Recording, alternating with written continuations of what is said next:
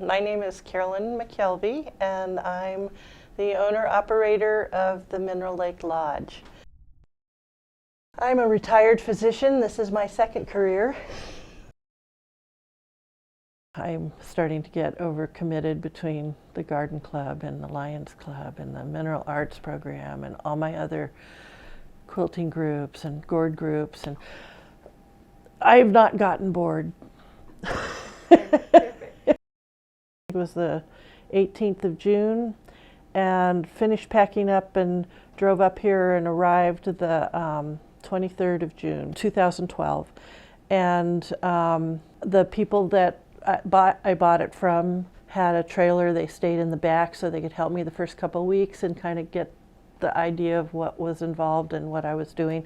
I had never done anything like this before. This was truly like jumping out of a plane without a parachute. And I had no idea how you're supposed to run these things. So they kind of showed me the ropes. I already had a lot of bookings, and it was a very busy summer, and it was a lot of fun. In the middle to end of September, when the rain comes, all the visits stopped. And by the 1st of October, I didn't see another human being for 2 weeks. And I was going, oh my God, what have I done? It's like, oh my gosh, what in the world did I get myself into? I think that was the first time I was able to kind of sit back and relax and deal with the really crazy last couple years that I'd had.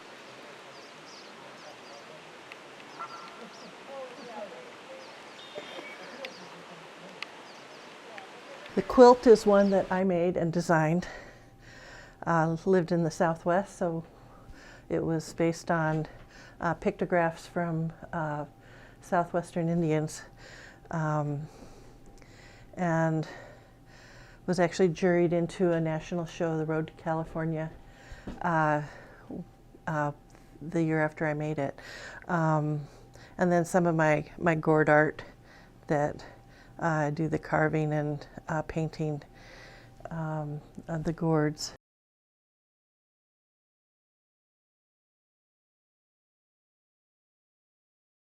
This is the map of the Grand Canyon that shows all of the trails that we hiked.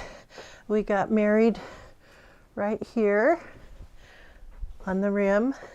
I did want to get married at the bottom. We were going to get married at the bottom when we decided to get married, and we're going, yeah, we'll get married at the bottom of the Grand Canyon. And I called my mom up on the phone to give her the news that I was engaged, and I said, and we're going to get married at the bottom of the Grand Canyon.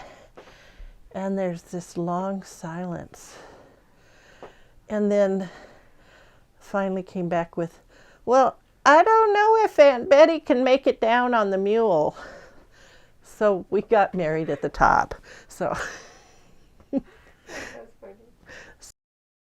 one of my only quilts, this one was actually accepted into a national show and traveled all over the United States for 16 months. It was inspired by a poem by William Butler Yeats, who wrote The Stolen Child was the story of the fairies that come in the night and steal the children away.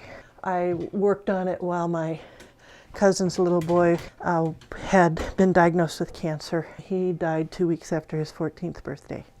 So it was a very personal quilt for me. The fairies tempt the children away by saying, well, you know, if you grow up, you're never going to get another peaceful night's sleep because you'll have so many things to worry about. And I can vouch for the fact that he was right.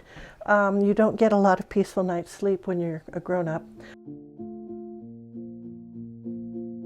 This is the Americana room, and that quilt is one that I made and designed. The log cabin quilting block is actually based on the architecture of this type of building, which is the German hunting lodge.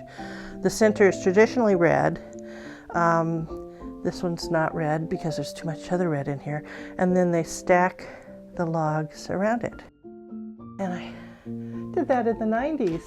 And I came up here and I said, I have a room I can hang this in. This is the Gone Fishing room. My dad's favorite pastime was fishing, and so that's another memory that this brings, being in this place. So that's his old fishing hat that I hung up there. He was an honorary member of the Laid Back Fishermen's Association. It's just a joy to talk to them and hear about what their experiences in their part of the world are. Now when people come to see me, they really want to see me. So they're really happy to see me.